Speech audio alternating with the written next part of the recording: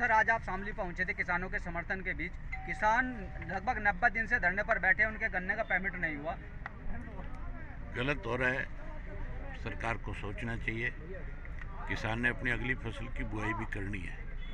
अभी गेहूं की फसल की बिजाई शुरू हो रही है। गन्ने की पेमेंट करनी चाहिए और नया गन्ना तुरंत खरीदना चाहिए। और जो पिछली पेमेंट है, जो बकाया है उनका, वो ब्याज के समेत कानून के मुताबिक देना चाहिए।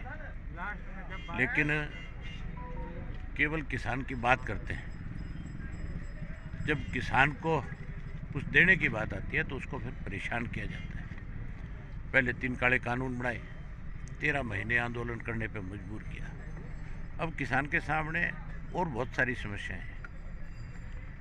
किसान की फसल जब ओलावृष्टि से खराब होती है, उसको मुआवजा नहीं मिलता। बिजाई के टाइम पे डीएपी खाद नहीं मिलता। और उसके बाद फसल पकाने के लिए यूरिया की जब जरूरत होती है तो उस वक्त यूरिया नहीं देते। किसान को उसकी फसल के पूरे दाम नहीं देते।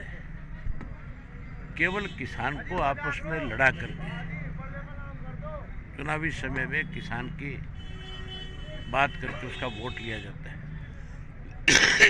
लेकिन बाद में किसान की अनदेखी होती है।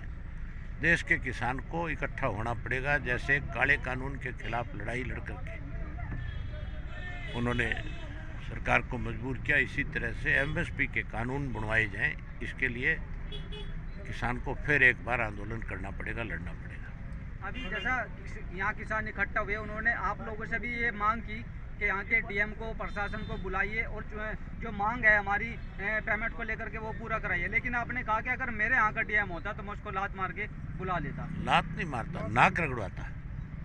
लात मारना क्या है? मेरे यहाँ का कोई भी अधिकारी अगर किसी भी कौम की अनदेखी करता है और अधिकारी उसकी बात नहीं सुनता या अधिकारी वहाँ पहुँचता नहीं मौके पे, तो हम अधिकारी को इतना मजबूर कर देते हैं कि सरकार को ही इतना मजबूर होना पड़ जाता है कि उसको अपने अधिकारी को भेज करके तुरंत उनकी बात को मानना पड़ता है। मैंने मेरी अपनी कॉन्स्टिट्यूंसी में और अपने प्रदेश में अनेक दफ़ा अधिकारियों को उनकी हैसियत दिखाने का काम किया। अधिकारी की जिम्मेवारी है लोगों की समस्या को सुनना। डीएम का काम ये नहीं है कि वो केवल आदेश जारी करे या केवल फाइलें निकाले। डीएम का काम है जब भी कोई लोगों के सामने दिक्कत है, कोई समस्या है, उसका समाधान करे, उनके बीच में जाए, उनकी बात सुने। अगर उसके अधिकार क्षेत्र में नहीं है, वो सरकार को लिख करके भेजे और जिन लोगों से बातचीत करे उन लोगों को ये बताए कि मैंने तो आपकी जो जायज़ चीज़ है उसके लिए सरकार को लिख